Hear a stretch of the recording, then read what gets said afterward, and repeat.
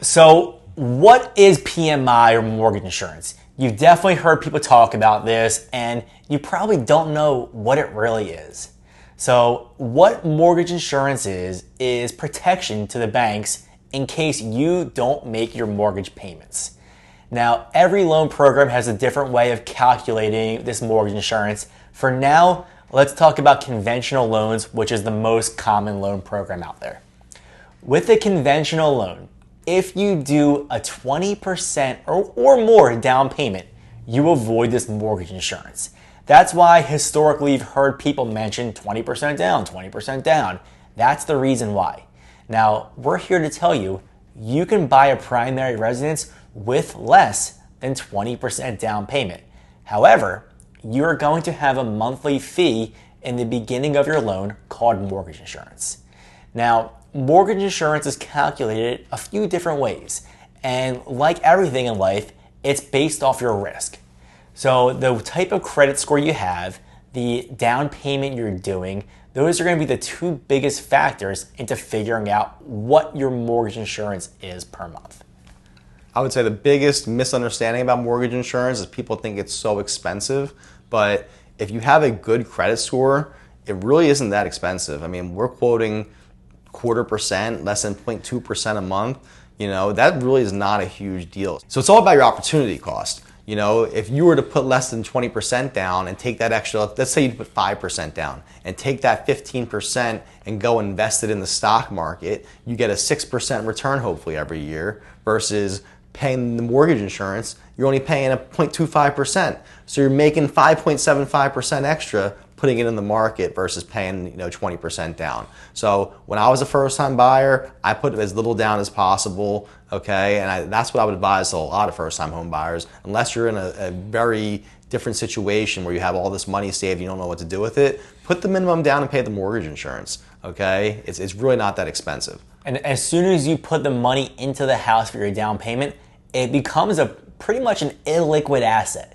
So it's tough to get those funds back unless you're selling or you're going to do a cash out refinance. So you definitely want to be, smart with your money and think ahead. Personally, I like being as liquid as possible. I know things come up. I know I'm always interested in what's the next venture. And in order to do the next venture, you need to have cash. Cash is king.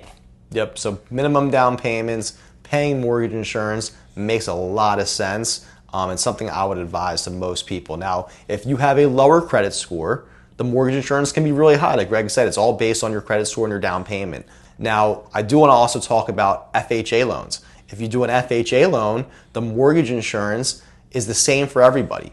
Okay, it's about 0.5%. And the problem with FHA loans mostly is that the mortgage insurance does not go away, okay, for the lifetime of the loan, unless you were to refinance and get rid of it via refinancing. It is what it is.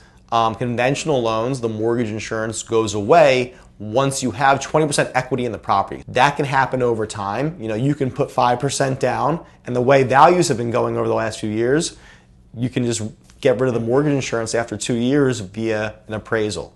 Okay, if you get a current market value appraisal and you have 20% equity, you can get rid of the mortgage insurance in the future that way. So that is why I like advising people to do minimum down payment as long as it makes sense for the monthly payment they're going to afford. Exactly. And with FHA, there's also what's called an upfront funding fee that gets rolled into the loan.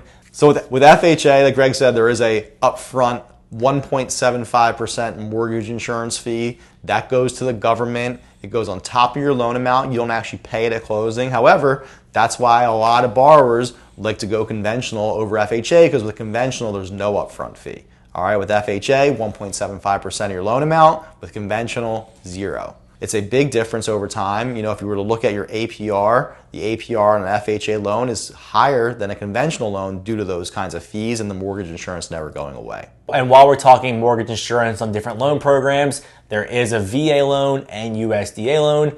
With a VA loan, there's no monthly mortgage insurance. One of the reasons why VA loans are the best loans out there. Now with a VA loan, similar to FHA, there could be an upfront funding fee. And that's going to depend on, your eligibility, your service. So a few factors go into that, and it's different for every single buyer. Now, you could be exempt, you could not be exempt, and it's also going to depend whether it's your first time buying or you've bought in multiple homes in the past. And your down payment. Correct. So we'll dive more into that based off your specific need. For USDA, similar to FHA, it's a fixed amount for every single buyer. So you have a monthly fee plus an upfront fee that gets rolled into your loan.